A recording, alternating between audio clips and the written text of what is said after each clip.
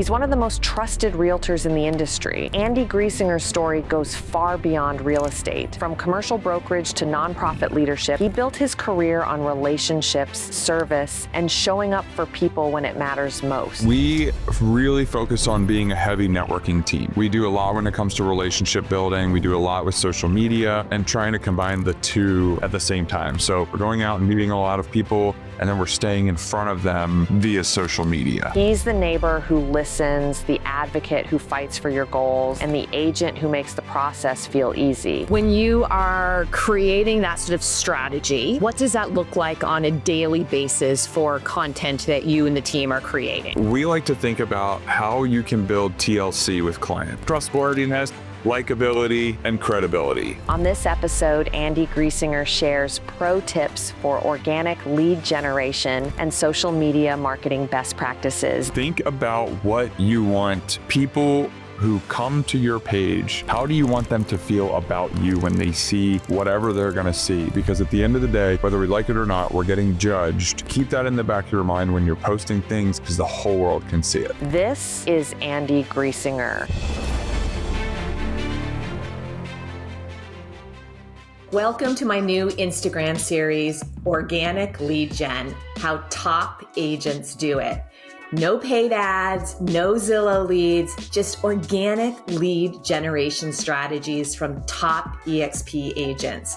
We're going to help you end 2025 strong, and more importantly, start 2026 even stronger. Andy Griesinger, producing team leader. You just told me your team is cranking out business, and you are like over 100 transactions, 4 people on your team, and you are organic lead gen. Tell us about it. Well, thank you for having me. We really focus on being a heavy networking team.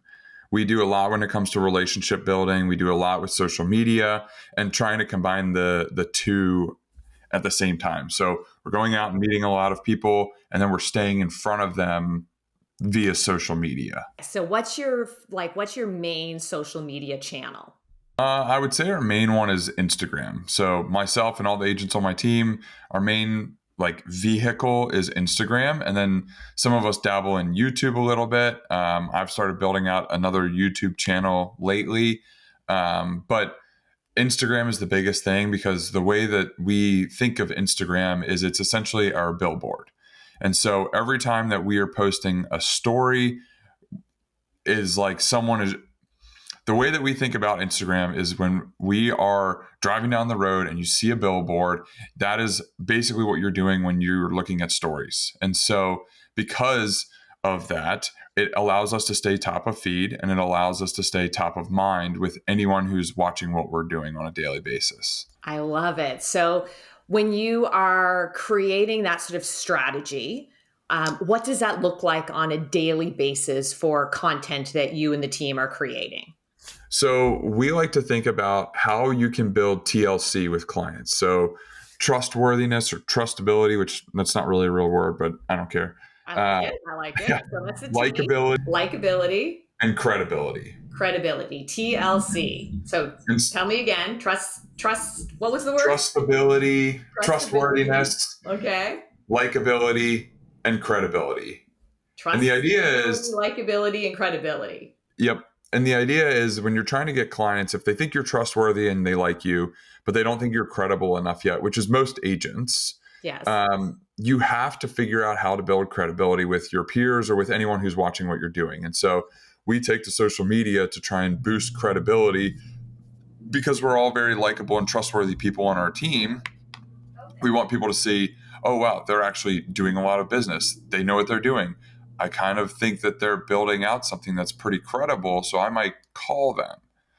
And so it's kind of a ripple effect when you're layering that on top of the billboard idea, the billboard aspect, where if you're continuously posting things, people are driving by your billboard all the time. It's like, imagine if you do have a billboard that just gets updated all the time. People are driving by it every single day, multiple times a day. That's what this is. So Instagram is my billboard. People are driving by it all day long. And on my billboard on Instagram, I'm building TLC. Yep. Love it. That's awesome. So how do I go from then getting those eyeballs on Instagram to then engagement to getting like in a conversation with somebody? Because you said like networking and like in real life, like if I want to get to a transaction and a relationship, how do I get them off of that screen and off of that scroll into a conversation? It's in order to do that, and everyone's got different ways that they like to do it. And I'm sure we're leaving some money on the table by not having like a specific script or certain thing that we do once every week or once every month to try and pull buyers and sellers in. But I've always been a believer of, if you're posting like 80% business, post 20% personal. Like post some personal stuff. Post about your spouse or about your house, or if you're going on a cool vacation, or if you have a pet or kids stuff, whatever it may be. Post some personal stuff. Like the highest engaged post that I've ever had is when I posted that my now wife and I got engaged. And so when I posted that, that was by far hands down the best engagement that I had ever seen on Instagram. And it's a personal post because it makes you relatable. Yes. And so what I like to do is I like to post about things that I enjoy. I enjoy collecting rare bourbon. I enjoy golf. I enjoy Virginia Tech football and the Philadelphia Eagles and these things that I'm posting about because it makes me more relatable. And then what happens is someone who's been watching you for a year sees you post something about some nice bourbon and they've been trying to get their hands on it. And maybe that's how the conversation starts. Or maybe they see you post something like, we had huge news today in the Virginia Tech world for football. We just hired a huge head coach. And if I post about that, there might be some more conversations that come up, more so than if I post that I'm at a final walkthrough or a this or that kind of post on a story. And so I like to use stories and bringing in some aspect of the personal life to help build rapport and make you more relatable with people. And that's how sometimes the conversation will start, because then if they feel like they sort of know you and like you and trust you and think you're credible, see, I'm coming back to that. There you go, TLC. If you post then when you're at a cool house or on a tour or doing something in real estate, they may DM you because of that too, because they may go, oh, you know what? My wife and I were talking last night. We actually had been meaning to reach out. And like, I was just scrolling Instagram and saw that you're at this house. And like, we saw that house on Zillow last night. Like, can you call me in like 10 minutes? And it's like, boom, there, you're in. Yeah. All because maybe they were watching something that you posted about a couple days ago. Yes. And do you monitor the insights? Like, do you look at how many impressions your posts are getting, how many comments, how many shares, how many, like all of those? Like, do you look at the data on your posts? Not as much as I should, but I do. I do. I would be lying if I said that I was a data nerd with that stuff. But at the end of the day, you want to keep an eye on it. And if you're really locked in and dialed in with that, I think it can help a ton. Personally, I like to keep an eye on it. I like to be aware of it. And I like to just post what I'm doing. Does it impact what you post in any way? Like if you post something and it's getting really good traction, then do you try to like, oh, I'm going to post more of that? Or if you post something and it doesn't get very many views at all, you're like, okay, I'm not going to do any more posts like that. It's almost more of the latter, where if I notice that something really flops, I'm going to try not to do it again. Because I think if you constantly chasing that high engagement all the time, it's like a drug and you can't get enough of it. And so, and it's so hard and you'll never be satisfied with it. And it will eventually become something where you have analysis by paralysis, and posting is better than not.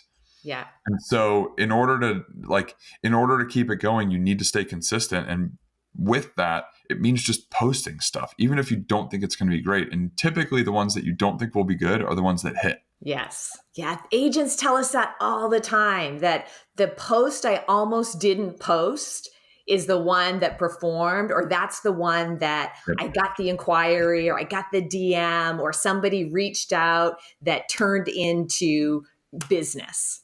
The one that I almost didn't post. It's like the one that got away, right? Yeah. So post that one that's been sitting in your draft, or that one that you said like, oh, I don't know about this one. Post that post. What's the worst that happens? It just doesn't perform that well. Yeah, exactly. What's the worst that can happen?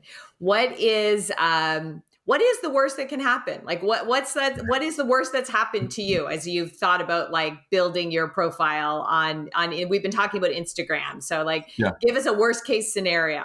Obviously it flopping could be one. Yeah. Another one, which is avoidable, is say you post something about one of your listings or something that happened, and that person who you're posting about sees it and doesn't like it. Like if you're kind of jabbing at one of your listings or making fun of an interaction with a client and they see it, that could be really bad. So has that happened? Not to me, because I try to be very cognizant of that. And I try to make sure that if we're posting any listing videos, especially one that we're getting, maybe we're going to toe the line a little bit with, I will always run it by the seller, either before we film it or at least before I post it.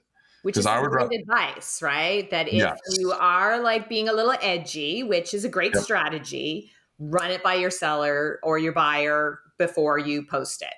Yes, like make sure that they are cool with it, because the last thing you would want to do is post something and then have your seller call you and hit you with the, hey, we need to chat, because they're mad at you. Like that's not a good thing at all. So that's awesome. Great advice. Well, you've given some great tips. I love think of Instagram as a billboard, your TLC, think of that 80-20 rule, post some personal stuff on there.